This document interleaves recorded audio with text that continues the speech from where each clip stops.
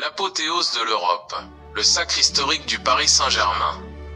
Mesdames et messieurs, passionnés de l'art footballistique, nous venons de vivre bien plus qu'un simple match de football. Nous avons été les témoins privilégiés du point d'orgue de cette saison 2025 à 2026. Une finale de la Ligue des Champions de l'UEFA gravée à jamais dans les annales du sport. Sur la pelouse, deux titans se présentaient face à leur destin pour ce qui constituait, de part et d'autre, le 62e combat d'une campagne dantesque débutée au premier jour de juin 2025.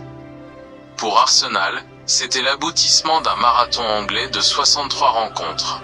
Pour le Paris Saint-Germain, c'était le 56e duel sur le vieux continent, venant couronner une année extraordinaire marquée également par un périple de 7 matchs lors de la Coupe du Monde des clubs l'été dernier. L'enjeu était total, l'atmosphère presque sacrée, magnifiée par la présence de Thierry Henry et de Presnel Kimpembe, venus présenter au monde le plus prestigieux des trophées européens. Dès le coup d'envoi, l'histoire a semblé bégayer en faveur des Londoniens. À la 5e minute de jeu, le tableau d'affichage s'est embrasé. Kai Havertz, d'un geste d'une pureté inouïe, a ouvert le score pour Arsenal, plongeant le milieu parisien Vitinha dans un état de stupeur totale, les yeux rivés vers l'écran géant, incapable de croire à la soudaineté de ce coup de poignard. Ce but initial portait en lui le poids des statistiques et de la fatalité. En effet, l'histoire moderne de la Ligue des Champions nous rappelait que l'équipe ayant ouvert le score avait remporté les 11 dernières finales.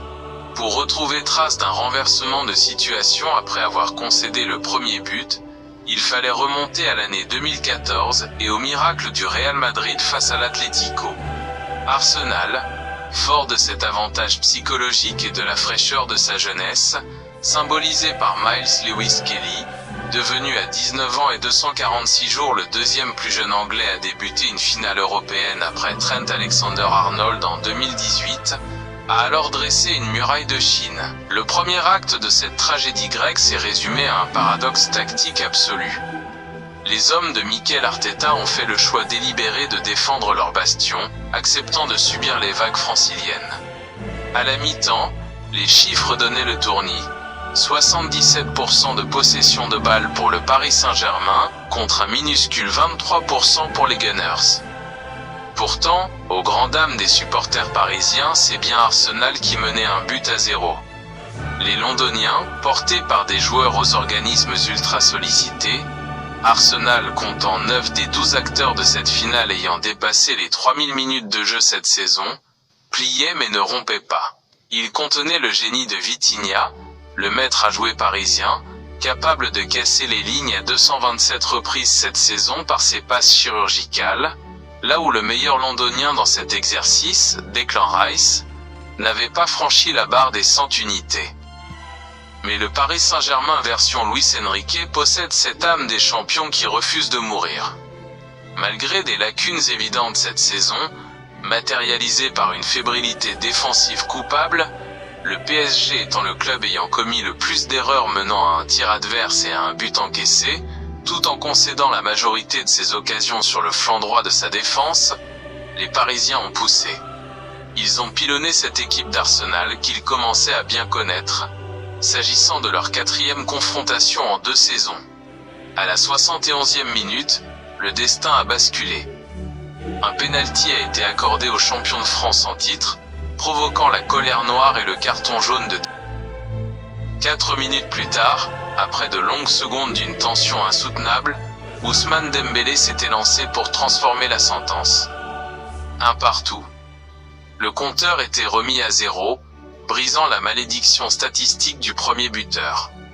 Le score n'évoluant plus, les deux équipes ont été poussées au bout de la nuit, dans l'enfer des prolongations.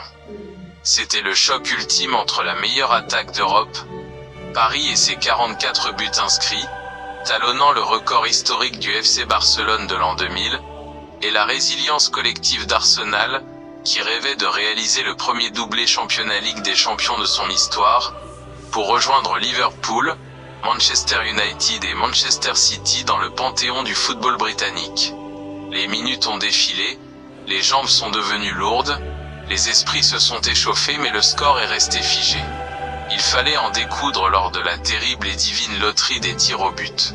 C'est dans cet exercice de pure cruauté mentale que le Paris Saint-Germain a forgé sa légende. Malgré un échec au cours de la séance, les tireurs parisiens ont fait preuve d'un sang-froid remarquable, convertissant 4 de leurs tentatives. En face, la pression s'est avérée trop lourde pour les Gunners, qui ont vu 2 de leurs frappes échouer face au dernier rempart parisien. Score final de la séance, 4 tirs au but à 3. Le sifflet final a retenti, libérant un peuple et douchant les espoirs d'une équipe d'Arsenal héroïque mais condamnée à l'argent. Par ce triomphe romanesque, le Paris Saint-Germain s'adjuge la Ligue des Champions 2025 à 2026 et réalise un exploit unique dans l'ère moderne. Devenir le tout premier club, en dehors de l'hégémonique Real Madrid, à conserver son sceptre européen depuis la refonte de la compétition en 1992. Cette victoire couronne la régularité effrayante du club de la capitale, qui a disputé 3 finales au cours des 6 dernières années et enchaîné 2 finales consécutives, une première depuis le Liverpool de Jürgen Klopp. Les Parisiens confirment leur impérialisme face au football anglais. Eux qui ont passé 54% de leur phase à élimination directe à croiser le fer avec les clubs de la Première Ligue depuis 2 ans, ont successivement éliminé Aston Villa, Liverpool, Chelsea et enfin Arsenal par 2 fois. Derrière ce chef-d'œuvre tactique se cachent des hommes d'exception. Khvicha Kvaratskhelia, étincelant tout au long de la campagne avec ses 10 actions décisives, restera le premier joueur à s'illustrer dans 7 matchs à élimination directe consécutifs.